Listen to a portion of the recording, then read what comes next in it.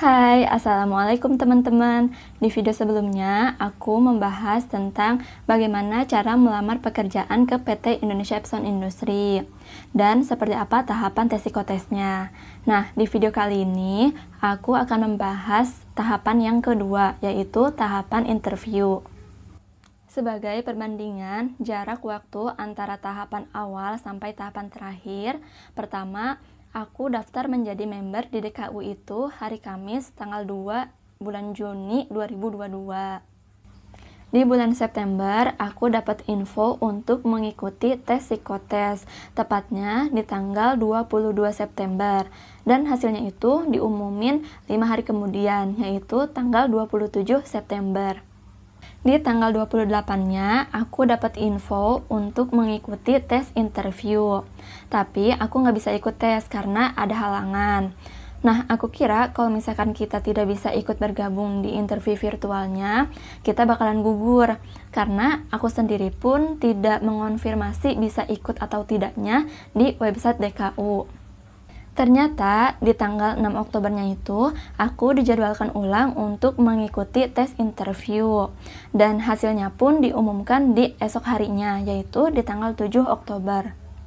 Tapi buat kalian yang memang berhalangan dan ingin dijadwalkan ulang, mending konfirmasi ke pihak DKU-nya, supaya dipendingnya itu nggak terlalu lama. Buat kalian yang mau tahu pertanyaan-pertanyaan apa aja yang ditanyakan saat interview, tonton videonya sampai selesai ya. Jangan lupa untuk like dan subscribe juga. Karena interviewnya itu secara virtual, nanti di email yang kalian terima itu akan tertera jam dan link untuk kalian bergabung. Di sini aku mau cerita sedikit dulu. Di email kan tertera kalau aplikasi yang digunakan itu Google Meet. Nah, aku kira aplikasinya yang ini, karena aplikasi ini tuh udah terinstall otomatis di HP. Tapi pas aku klik linknya di jam yang udah ditentukan, kok aplikasi yang ini yang digunakan.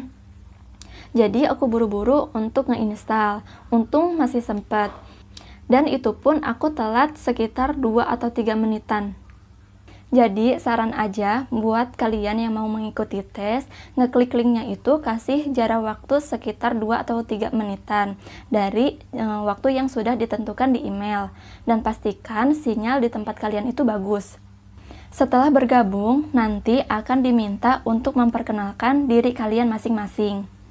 Ini perlu diingat, kalau misalkan kalian bukan peserta pertama untuk menjawab pertanyaan, misalkan peserta kedua, ketiga, atau keempat gitu ya, diusahakan mata kalian itu tetap ngelihat ke kamera.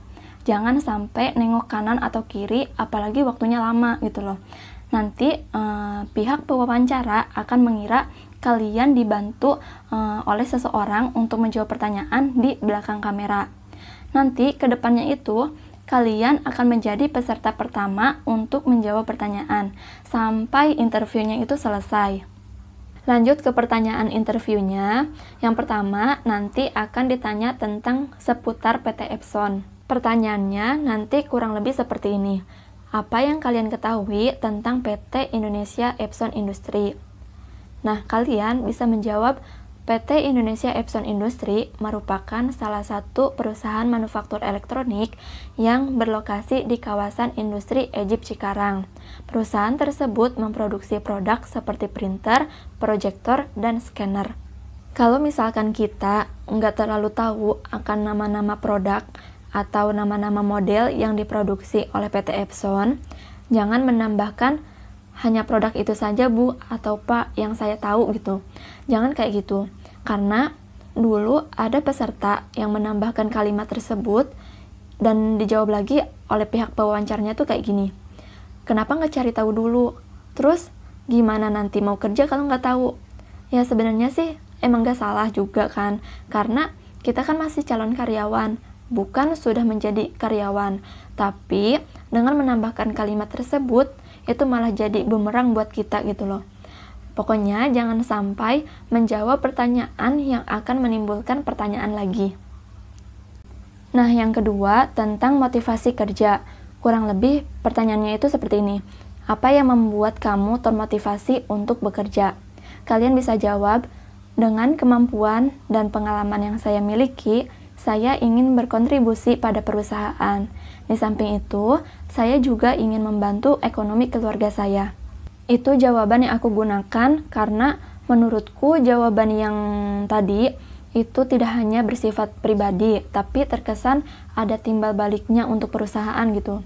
Dan jawabannya pun tidak menimbulkan pertanyaan lagi kok. Atau kalian udah mempersiapkan jawaban yang lebih baik, itu lebih bagus. Tapi kalau mau jawab yang kayak tadi, persiapkan aja kelebihan yang kalian miliki itu apa.